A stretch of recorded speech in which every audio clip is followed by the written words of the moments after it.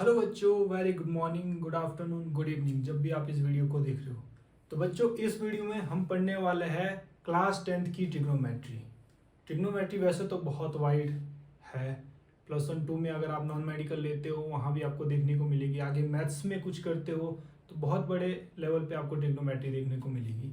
लेकिन हम 10th की बात करें तो 10th में ट्रिग्नोमेट्रिक्स के कुछ बेसिक्स ही है जिसे हम पढ़ने वाले हैं यहाँ पर। असल में ट्रिग्नोमेट्री है क्या, हम क्यों पढ़ रहे हैं? ट्रिग्नोमेट्री किसी भी चीज की, किसी भी ऑब्जेक्ट की हाइट या डिस्टेंस पता करने के लिए यूज होती है। ये कॉन्सेप्ट तभी बनाया गया है। जैसे कि आपने कुतुब मीनार की हाइट पता करनी है, अब आप इंच टेप लेके तो नहीं जाएंगे ना वहां पर, तो कैसे पता करेंगे? ट्रिग्नोमेट्री से। आपको किसी डिस्टेंस का पता करना है, दो शहरों के बीच या एक नदी के भी आर और पार वाले किनारे के बीच का डिस्टेंस पता करना है, तो कैसे पता करेंगे? ट्रिग्नोमेट्री से। इवन आपको चांद तक का डिस्टेंस पता करना है, वो भी ट्रिग्नोमेट्रिक कॉन्सेप्ट से ही पता कर सकते हैं। अब ट्रिग्नोमेट्री के नाम से ही हमको पता चलता है ट्राई। ट्राई यानी 3, 3। गोनो यानी साइड्स। मेट्री यानी मेजरमेंट्स। 3 साइड्स की मेजरमेंट्स, 3 साइड्स की मेजरमेंट। हिंदी के नाम पे देखें, त्रि, त्रि यानी 3। कोण, कोण यानी कोण। मिति यानी मापन, 3 कोणों का मापन। 3 कोणों का मापन, 3 एंगल्स का मेजरमेंट या 3 साइड्स का मेजरमेंट्स को ही हम ट्रिग्नोमेट्री बोलते हैं। अभी 3 एंगल या 3 साइड्स किस में आती है? ऑफ कोर्स ट्रायंगल में आता है। तो हम बात किसकी करेंगे? ट्रायंगल की। जो ट्रिग्नोमेट्री में यूज होने वाला ट्रायंगल है, असल में एक्चुअली इसमें यहां पर फर्स्ट नंबर में डाल देता हूं। हम यहां बात करने वाले हैं सिर्फ राइट एंगल ट्रायंगल की, सिर्फ राइट एंगल ट्रायंगल की। आगे हायर क्लासेस में अगर आप ट्रिग्नोमेट्री पढ़ते हो तो दूसरे ट्रायंगल्स के बारे में भी बात करेंगे, लेकिन यहाँ जो 10th में है सिर्फ राइट एंगल ट्रायंगल की ही बात करेंगे। ये मैं राइट एंगल ट्रायंगल यहाँ पर बना देता हूँ। राइट एंगल ट्रायंगल आपको सब पता है सभी को, जिसमें एक एंगल कितना होता है? 90 डिग्री का। इसे हम नाम दे देते A, B and C. Right angle triangle, सिर्फ राइट एंगल ट्रायंगल के कॉन्सेप्ट पे ही हम लोग ट्रिग्नोमेट्री को यहाँ पे पढ़ने वाले हैं। अब राइट एंगल ट्रायंगल आ गया और ट्रिग्नोमेट्री आ गई, तो दूसरी मोस्ट इंपॉर्टेंट चीज है जो यहाँ पे यूज होने वाली है, पाइथागोरस थ्योरम। ये बहुत जरूरी है, एक्चुअली दोनों ही जरूरी है। पाइथागोरस थ्योरम आप मान सकते हैं ट्रिग्नोमेट्री की एक नींव है। नींव होता है ना, बुनियाद, बेस होता है जो। बिना पाइथागोरस थ्योरम के ट्रिग्नोमेट्री नहीं होने वाली है, कोई कॉन्सेप्ट नहीं होने वाला है। तो बिना पाइथागोरस की ट्रिग्नोमेट्री तो नहीं होने वाली। तो पाइथागोरस बहुत जरूरी है, इसके बारे में आपको पता होना चाहिए। यहां देखिए, ये राइट एंगल ट्रायंगल है, इसकी साइड्स के बारे में देखते हैं। जो 90 डिग्री के बिल्कुल सामने वाली साइड, उसे हम क्या बोलेंगे? हाइपोटेनियस। एच से लिख दिया मैंने, हाइपोटेनियस। हिंदी में बोलेंगे कर्ण। एच से हाइपोटेनियस, हाइपोटेनियस। अगर हम यहाँ पे एक और एंगल ले लेते हैं, तो इस एंगल के बिल्कुल सामने वाली जो साइड है उसका नाम है परपेंडिकुलर। क्या नाम है? पी से मैं लिख देता हूं, परपेंडिकुलर। परपेंडिकुलर हिंदी में बोलते हैं लंब। और जो दो एंगल के बीच की जो साइड है उसको बोलेंगे बेस। बी से मैंने लिख दिया बेस, हिंदी में बोलेंगे आधार।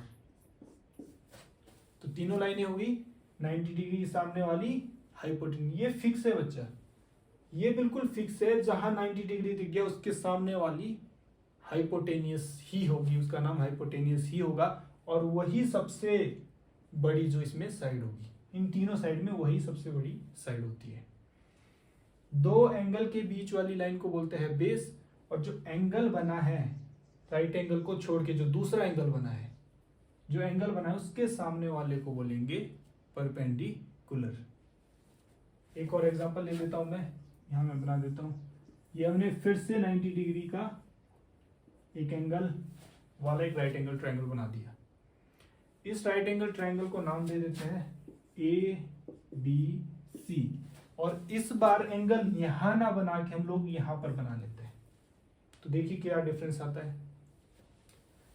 ये 90 डिग्री का एंगल है, तो इसके सामने वाला तो होगा हाइपोटेनियस। क्या होगा? हाइपोटेनियस।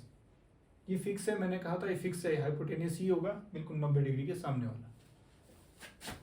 अब जो एंगल है उसके सामने वाला, यहां पे देखो एंगल के सामने वाला क्या था? परपेंडिकुलर। एंगल के सामने वाला इस बार परपेंडिकुलर कहां चला गया? नीचे। और जो दो एंगल्स के बीच वाली साइड, दो एंगल्स की बीच वाली साइड, उसको क्या बोलते हैं? बेस। देखिए हमने सिर्फ एंगल चेंज किया, यहां से लेकर हम ऊपर ले गए, तो ये दोनों आपस में चेंज हो गई। एंगल के सामने हमेशा परपेंडिकुलर होगा और दो एंगल के बीच में हमेशा बेस होगा। 90 डिग्री के सामने हमेशा हाइपोटेनियस होगा। ये हो गई बात साइड्स की। अब हम बात करते हैं पाइथागोरस थ्योरम की। पाइथागोरस थ्योरम सभी को पता होगा वैसे तो, फिर भी एक बार पढ़ लेता है। इन तीन साइडों पर ही यूज होती है। जो पाइथागोरस थ्योरम का जो फॉर्मूला है वो क्या है? जो सबसे लंबी साइड यानी हाइपोटेनियस 90 डिग्री के सामने वाली, हाइपोटेनियस का स्क्वायर इज इक्वल टू जो बाकी की दो साइड है परपेंडिकुलर, परपेंडिकुलर का स्क्वायर प्लस बेस का स्क्वायर। देखो तीनों साइडें मैंने लिख दी, सबसे बड़े वाली एक साइड, छोटी वाली अलग अलग, और इन तीनों पर है स्क्वायर। तो ये हो गई आपकी पाइथागोरस थ्योरम। आगे सभी को समझ बच्चों? तो ये थी हमारी राइट एंगल ट्रायंगल और पाइथागोरस, ये मोस्ट इंपॉर्टेंट है। अब हम पढ़ेंगे ट्रिग्नोमेट्रिक रेशियोज के बारे में। ट्रिग्नोमेट्रिक रेशियोज क्या होती है? पहले हम नाम देख लेते हैं ट्रिग्नोमेट्रिक आइडेंटिटीज का। Sine theta, cos theta, tan theta, cosec theta, sec theta and last में कॉट थीटा। ये जो है इन्हें हम बोलते हैं ट्रिग्नोमेट्रिक आइडेंटिटीज। कितनी है? 1 2 3 4 5 6। तो ये 6 ही क्यों है इसके बारे में हम आगे बढ़ेंगे कि ये सिर्फ 6 ही क्यों, इससे ज्यादा या इससे कम क्यों नहीं। और ये जो साथ में थीटा है ये है एंगल, जैसे यहाँ पे सी एंगल है तो थीटा की जगह सी। हम थीटा जनरली से नाम दे देते हैं, पर जब भी ट्रायंगल में कोई नाम दिया होगा थीटा की जगह हम उसे यूज करेंगे। यहाँ पे थीटा की जगह क्या यूज करेंगे? ए, और इस ट्रायंगल में थीटा की जगह सी। तो थीटा एक एंगल है और ये जो है ये नाम दिए गए हैं ट्रिग्नोमेट्रिक आइडेंटिटीज, इसे हम बोलते हैं।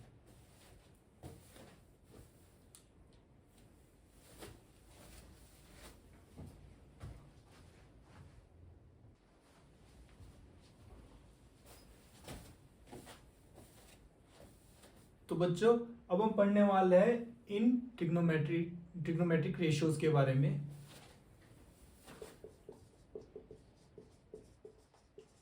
ट्रिग्नोमेट्रिक रेशियोज के बारे में। असल में ट्रिग्नोमेट्रिक रेशियोज बनती कैसे है यहां पर हम लोग इसे प्रूव करेंगे। तो देखिए ये हमारा ट्रायंगल है, परपेंडिकुलर, बेस एंड हाइपोटेन्यूज। इसमें जो रेशियोज का मतलब क्या होता है? अनुपात। इन्हीं का अनुपात हम लोग यहां पर देखेंगे। अनुपात कैसे देखेंगे? ये जो P है परपेंडिकुलर या लंब हिंदी में बोलते हैं, इस लाइन की रेशियोज या तो इससे बन सकती है या इससे बन सकती है। मैं यहां लिख देता हूं P। इस लाइन की रेशियोज किससे बन सकती है? या तो हाइपोटेन्यूज से बन सकती है, या इस लाइन की रेशियोज बेस से बन सकती है, या इस लाइन की रेशियो बेस से बन सकती है। इसी तरह अगर मैं इस लाइन की बात करता हूं, बेस की बात करता हूं, ये जो बेस लाइन है, इस लाइन की रेशियो या तो इस लाइन से बन सकती है हाइपोटेन्यूज से, ये जो बी है, इस लाइन की रेशियो या तो हाइपोटेन्यूज से बन सकती है या इस परपेंडिकुलर से बन सकती है, इस लाइन से बन सकती है परपेंडिकुलर। ये हो गया, ये भी हो गया। इसकी बात करते हैं, ये जो लाइन है, इस लाइन की रेशियो या तो इस लाइन से बन सकती है, एच की रेशियो या तो परपेंडिकुलर से बन सकती है, या इस लाइन की रेशियो बेस से बन सकती है, या इस लाइन की रेशियो बेस से बन सकती है। हो गया पूरा। इसकी इन दो से बन सकती है, इसकी इन दो से, इसकी इन दो से। कितनी होगी? 1 2 3 4 5 6। और इन्हें ही नाम दिया हुआ, ये जो रेशियोज है इन्हीं को नाम दिया गया है ये सब। अब ये थोड़ा बड़ा हो जाता है, कंफ्यूजिंग हो जाता है, इसलिए ट्रिग्नोमेट्री में इनको नाम कुछ इस तरह से दिया गया है। P और H को परपेंडिकुलर रेशियो H, इन दोनों की रेशियो को क्या नाम दिया है? साइन। यहां पे एंगल A है, मैं थीटा की जगह A यूज करूंगा। P और B को, P यानी परपेंडिकुलर और B को, इसे क्या नाम दिया? इन दोनों के रेशियो को क्या नाम दिया है?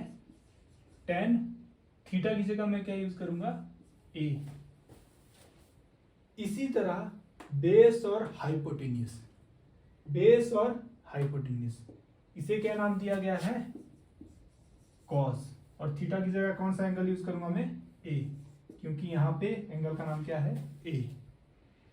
इसी तरह B और P को, B और P को बेस और परपेंडिकुलर की रेशियो को क्या नाम दिया गया है? कॉट, और एंगल की जगह A। इसी तरह H और P हाइपोटेनियस और परपेंडिकुलर, इन दोनों की रेशियो को क्या नाम दिया है? Cosec A। और लास्ट वाली को हाइपोटेनियस और बेस की, इनको दिया गया है सेक A। 1 2 3 4 5 6, यही रेशियोज यहां आ गई है। तो ये रेशियोज इसीलिए क्रिएट की गई है ताकि हमें इजी रहे उसे पढ़ने में, उसे समझने में, उसमें कैलकुलेशंस करने में। तो हम इसको फॉर्मूले के रूप में देखते हैं। फॉर्मूले में कैसे होगा? पहला है PH, ये देखिए P रेशियो H था, ये रेशियोज है, अनुपात है। रेशियोज को हम इस तरह से भी लिख सकते हैं, P/H लिख सकते हैं, P/H। तो ये किसके बराबर था?